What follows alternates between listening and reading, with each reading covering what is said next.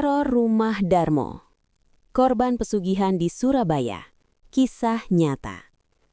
Di Jalan Raya Darmo, Surabaya, berdiri sebuah rumah besar bergaya kolonial Belanda.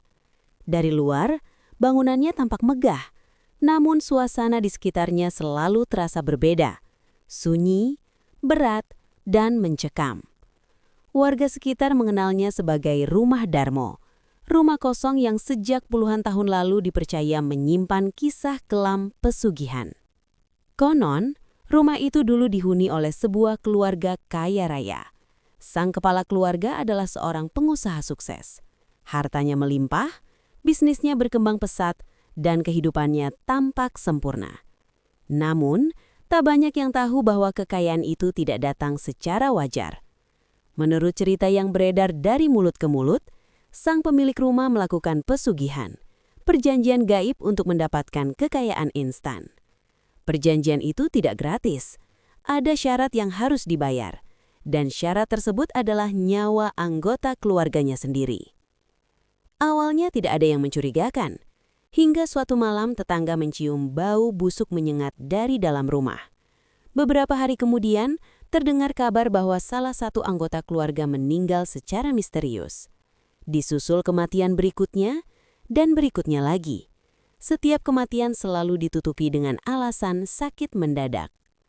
Namun, kejanggalan mulai terasa ketika semua anggota keluarga itu meninggal satu persatu, hingga rumah tersebut akhirnya ditinggalkan kosong. Sejak saat itu, teror pun dimulai. Warga sekitar sering melihat lampu rumah menyala sendiri di malam hari, padahal tidak ada penghuni. Ada pula yang mendengar suara gamelan lirih, tawa anak kecil, hingga jeritan minta tolong dari dalam rumah. Beberapa pengendara motor yang melintas mengaku melihat sosok perempuan berbaju putih berdiri di balkon, menatap kosong ke arah jalan. Yang paling mengerikan, beberapa orang nekat yang masuk ke rumah itu tanpa izin mengalami kejadian aneh. Ada yang kerasukan, ada yang jatuh sakit berhari-hari. Bahkan ada yang mengaku melihat makhluk besar hitam seperti bayangan merayap di dinding rumah. Para sesepuh setempat percaya, arwah para korban pesugihan itu tidak pernah tenang. Mereka terikat oleh perjanjian gaib yang dilakukan semasa hidup. Rumah tersebut menjadi saksi bisu keserakahan manusia yang akhirnya berujung petaka. Hingga kini, Rumah Darmo tetap kosong. Tidak ada yang berani menempatinya, meski berada di lokasi strategis.